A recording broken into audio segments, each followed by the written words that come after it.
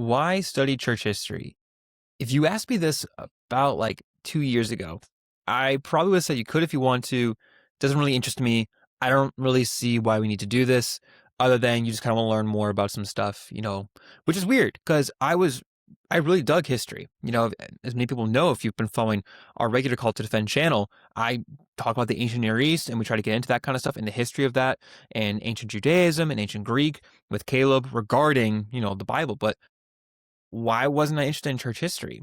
I don't really know, honestly, which is, again, weird because I liked history class. I enjoyed that kind of stuff. I liked seeing the development. I did well in history class. I had fun with it. During my music degree, I had fun with music history. I thought it was really awesome going through that in my bachelor's degree. And then in my master's degree, going through some music history and some further just because I could, and then also some church history as well. But it didn't really click for me until that master's degree, importance in the benefits that come with it. So what I'd like to do is provide a couple reasons why I think it's beneficial to study church history.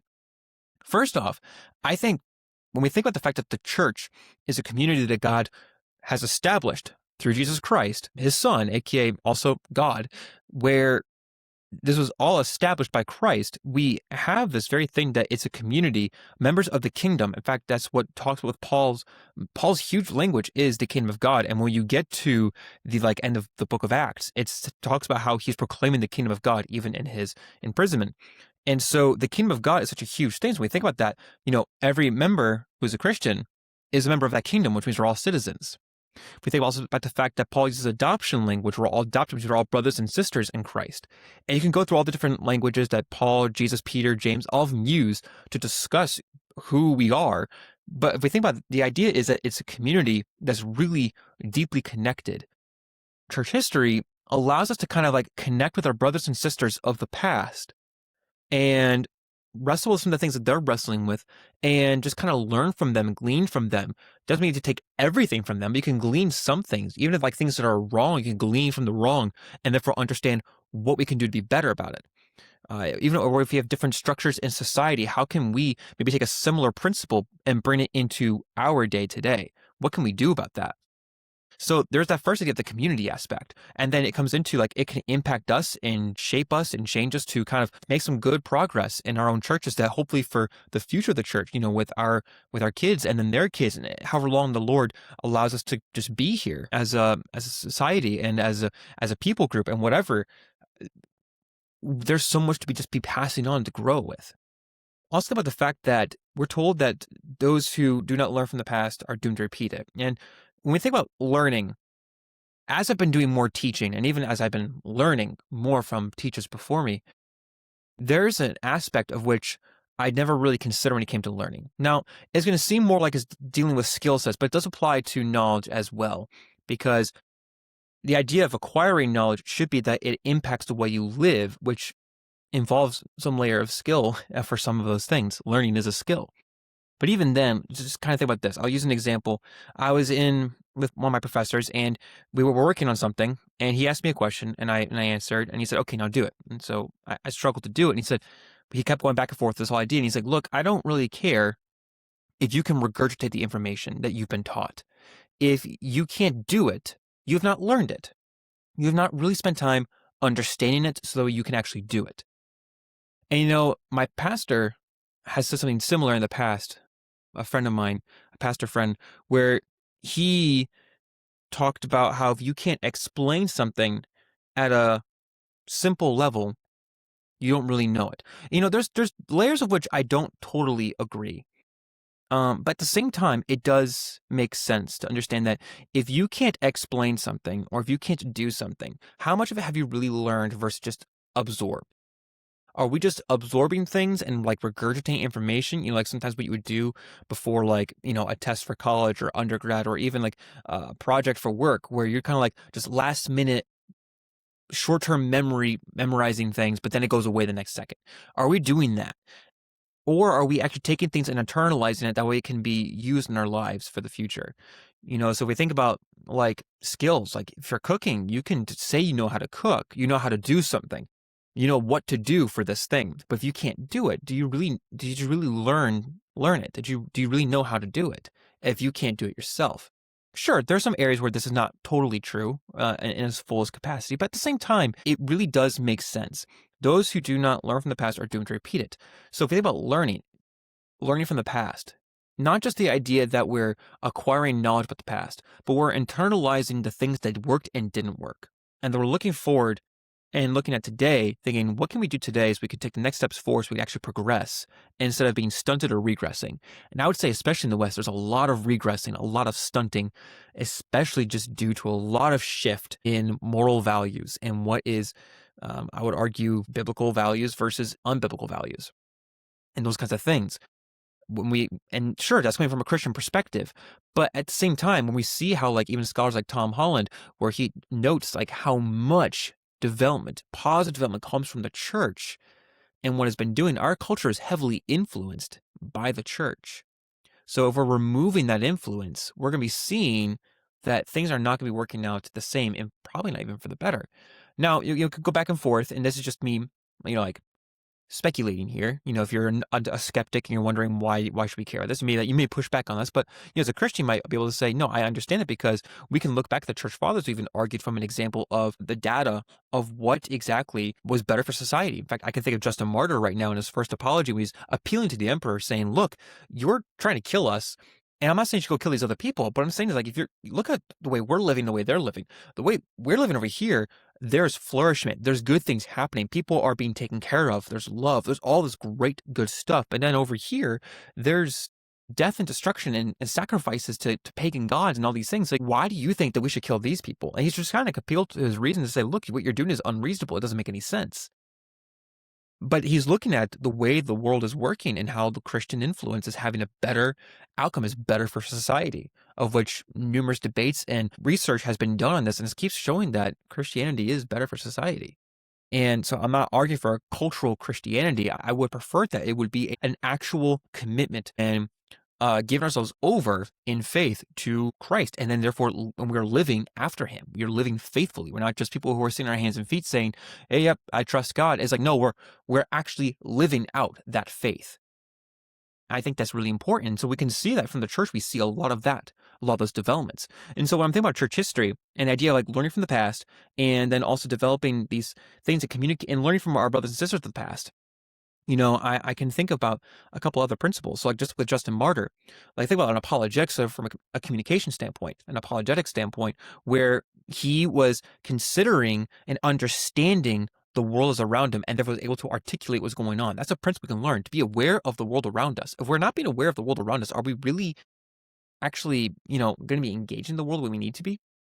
He also, as well as Athanasius and Irenaeus, when they would argue against or do a polemics against other religions and other worldviews, they made sure that they fully understood the other person's perspective, so that way they could give a good charitable and steelman for what was going on, but then they were also able to combat against it and show why it was philosophically, theologically, sociologically, whatever ology you want to talk about, why it was a problem, why it wasn't holding up the way the other person thought it was. So there's an aspect from church history we can learn from as well, is like, how can we engage in apologetics and conversations and polemics? And this doesn't have to be just like information like, hey, here's some good arguments, but the idea of like, here's some principles, if this is the way they're thinking about the world, how can I be thinking of the world and how I can be engaging with people? Maybe it's not always about a knowledge back and forth thing. Maybe it could just be looking at the testimonies of the world around me and what's going on in my life, what's going on in their lives, and use that for apologetics and polemics. But then there is also the information aspect where there's some really cool arguments that are being made. And there's one I actually kind of want to share that Athanasius makes in his book Against the Heretic, where he's dealing with comparing and contrasting the Christian worldview of there being one God versus the idea of these multitude of gods. He makes an argument that I I understand now more, where I never really considered the furthest length you could go with it. I understood like there's a certain aspect which is problematic, but he goes another direction even further that maybe for some people it's like, yeah, no duh. But for me, I was like, I've never thought about it going that far. That's a really interesting point. So there's really good things to be learning from that. So we have the communication with and learning from our brothers and sisters. There is the principles of like how to engage in conversations with people who are in disagreement with us and how to learn about these things. There's also information just to kind of acquire in regards to arguments for Christianity against other religions. But then there's also like theological aspects. Let's think about that. A large number of the ecumenical councils are dealing with heresies that are coming in. So yes, that's apologetics, but it's based upon the theology and the teachings of the scriptures, so they could be able to articulate even further what is the faith. And if we don't understand that, then we're going to be in this constant loop of having to rehash the same heresies, the same issues over and over again. Whereas if we just learn what something like modalism is and why it's an issue compared to what the actual doctrine of the Trinity is, we could therefore actually take steps forward to prevent our brothers and sisters from having to come to that conclusion. Yes, people are still going to come to that conclusion, but we could for sure help them grow in that area much quicker rather than just, letting it be. I remember I had a teacher way back when I was younger, and he taught modalism, and I didn't realize at the time, but looking back, I'm like, I hope he's changed his perspective on that. But, if I was in his position, if I had known that, or if I'm going to be eventually in his position where I would know that, I would want people to understand what the actual doctrine of the Trinity is, scripturally and historically, so that I can articulate that to my students or my children, whoever may be that I'm in communication with, so they can actually wrestle with me in those areas and not have to be stuck in those heresies. They can actually see why those things are actually heresies. So like Caleb did an entire series on our regular Call to Defend channel, and I've told people, look, if you want to look at the heresies video, I would recommend going back to the basics video, because in there you start to see why those heresies are heresies, because we could say they're heresies and say, yeah, I know they're heresies, but again, have we learned why they're heresies? Can we explain why they are heresies? Do we actually understand, or are we just regurgitating information? And I think that's really important, is that we should be learning about these things. So there's theological truths to be learning from them, but there's also some things that I disagree with the church fathers on. There's some things that I don't agree with them as based on the philosophy they're working with. And I would say that they're working with what they have. And I think there's some really cool stuff. But, based on some recent stuff regarding Hebrew and ancient Near East, regarding the Old Testament, there's just some things I'm like, I don't think that's what that means. I think it's a really good argument to consider, but I don't think that's really the best option. But then it allows me to also kind of engage with a different position, and allows me to kind of wrestle through what I think is true and what they think is true. And we can go back and forth based on their writings and my understandings and these other writings, and be able to sharpen what I'm understanding. So I'll give an example. The image of God is one that I've become very passionate about. And I disagree with, for instance, like Irenaeus and Athanasius on what the image is and how that works. And I've done an entire series on Call to Defend on why that is the case. And I'm talking about them specifically, but their reasoning is in there. Now, I understand why they come to their reasoning. And I think there's some really cool things to learn from that. For instance, they kind of talk about the image in regards, in some cases, regarding to like these different qualities that we have about us, such as intellect and the soul and all these things. But then also how like they would kind of argue, some of them, that there was something lost or just, not lost, but distorted. And so what they would say is there's something to an aspect like that there has not truly been a true human until Jesus. And there's something interesting to think about that with that. Now, maybe do I agree with them to the fullest extent they go with that? Maybe, no, not really. But there's a layer of which that is true, where the Bible does seem to talk about how humans are acting less than and is falling short of that mark of what it means to actually be human, what it means to actually live in life. Now, again, I think that my interpretation of the image of God, based on other research that I've done in the Hebrew and the ancient Near East and modern scholarship, that idea and a lot of the ideas they do have do mesh really well together. It's just a matter of, let's not say this, let's move this over here, and you can still have the same exact theology. It's just that regarding like what is happening here and some of the implications, but understanding that there's a different key element here is like, let's just change the wording here to this, because that is a little bit more of what the word actually entails, such as the fact that the word image and likeness refers to a idol and a statue. And so statues have a very specific ancient Near Eastern context and Jewish context that don't really play into the rationality of the soul and mind. But you can still see how, because human beings are image, they are given certain tasks and roles, because they're not just statues, they're living statues. Because they're living statues, and that Genesis 5 seems to link the idea of being in the image and likeness of God is also tied to a relational aspect with God. That there are some other implications based on what God has gifted us, because we are image. Because we're image, we're gifted these things, versus these things are the image themselves. And I think those are just some minor little things. They're still important things, but those little details they don't really destroy what they're thinking at the idea of like, look, we have this issue, but there's also things like, look, I don't agree with them in this part here, but there's still a lot of really awesome things to learn about that can tie to what I'm understanding that could expand my understanding. And so some really awesome things to think about there. Then there's also the fact that we could consider the principles. There's a lot of principles you can learn from them, but the principles regarding how the church should act within the corporate body itself. So like in ecclesiology or in ministry and tending to each other. So like the worship services or the liturgy and all these different things that could be working together to shape and grow the church in its worship of God.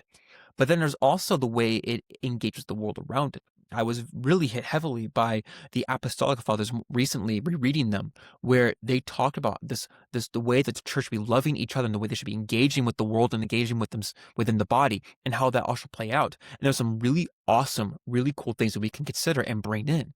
There's also some perspectives that might be like, whoa, that is very foreign. So the hard thing with church history is that a large number of them, especially in the early stages, are going to be more in the Eastern Greco-Roman area. And so we have to consider that there's going to be some different perspectives on philosophy and the world around them. So if we put ourselves in their shoes, just like we do with the Bible, we can start to learn a lot of really cool things that, sure, maybe we not come to the exact same conclusions, especially in our society where there's some differences, and not even just like in the framework of the world, but maybe just how the world works. We have different sociology, we have a different government, a different economics, different things here and there that, sure, maybe may not be everything could fit perfectly, but we can still understand how these things could work together. I'll have to say there's a lot of really awesome things to learn from church history. I just want to reiterate, you're learning from your brothers and sisters of the past, and therefore it's hopefully going to be shaping you and your church so that you can progress and move forward. And I don't mean progress, unfortunately, in the liberal way, where you have these unbiblical ideas that are coming into the church and they're distorting what the truth of the gospel is and the truth of God's world that he's created. But I mean progressing in the actual way, not in the supposed progressing is actually regressing and stunting, but actually moving forward and developing some awesome things, whether that be in the apologetics case and understanding the faith and able to, how should we be able to defend it? How can we articulate? How can we see its effects in the world? And the theological idea, understanding who God is, what the Bible teaches, and all these different things. Or even in the idea of the way the church just works as a whole. You might be able to see some principles or things that you want to make sure that your church is doing if you're a church that's not so very high church or more liturgical, in the idea of like the low church. But even like in the high church settings and liturgical church settings, maybe there's things that you want to be aware of, like, hey, this is things we have changed or things we have developed, and here's why we've done that. Here's why we don't do that anymore, or here's why we continue to do this very thing. There's just a lot to learn and to be connected with this very thing that is a historical church that's going all the way back to the time that Jesus has established it with his apostles and his death and resurrection on the cross. There's so many awesome things to learn from that. And so the point of here at CTD Ecclesia is to consider those very things, is to be kind of moving forward and developing. So on Tuesdays, Caleb and I are going to be doing like a little podcast where we're wrestling through with different ideas, some modern ideas, some ancient ideas. For instance, we're doing one upcoming where we're going to be considering the idea of how does the church really think about the loss of an enemy? Like when an enemy dies, in a national or in a personal sense, well, how do we respond to that? Should we be celebratory of the fact that wickedness is gone? Should we be in mourning because another person who doesn't know the Lord has passed? Is there something in the middle? What could we do with this? And we just kind of wrestle through this. But there's also the idea on Thursdays, we're going to be working with church history and the way the church is functioning itself. So you're going to be seeing a lot of reflection videos, things that are going to be dealing with, like, for instance, an argument from Athanasius on why polytheism doesn't really work. What's the problem with that? Or you might be looking at who Justin Martyr is, if you've never heard of Justin Martyr, and these different things. And I invite you to join us in this journey as we're going through the history of the church, and we're just kind of gleaning from them and learning from them, because that is something that I have neglected for a while, and I wish that I hadn't, and I'm seeking to do better with. And so whether you are in the Orthodox, Catholic, or Protestant side of things, I invite you to join me, if you have experience with this, to kind of share your thoughts and to, be in this nice cordial conversation, whether it be in the comment section or on our Discord that you can see in the link below, where you can join us in these conversations. And as we're just learning together, we could be shaping each other and challenging and encouraging one another in this journey. Or even give a little pushback. Someone like, hey, I love what you're trying to do here, but I would love to kind of give you another perspective to kind of chew on and see what's going on here. And so what we're going to be doing at this channel is just be considering the way the church works and what's going on throughout history and what's going on today and how it can move forward for the future. And I invite you to join us on this journey. And part of the way you can do it is by subscribing to this channel, liking and commenting, but also join our Discord and then following up whenever we have a video and just engage in the conversation. I encourage and invite you to do that with us as we go through with this channel, focused on what it means for the church to have been established and what it's been doing for the past 2,000 years, and what we can learn from history and how we can apply it for going forward so we can truly say we have been learning from history and not repeating the same errors that have popped up before. We can actually take great, awesome steps. Thank you so much for joining me, guys, and I look forward to seeing you guys in our next video.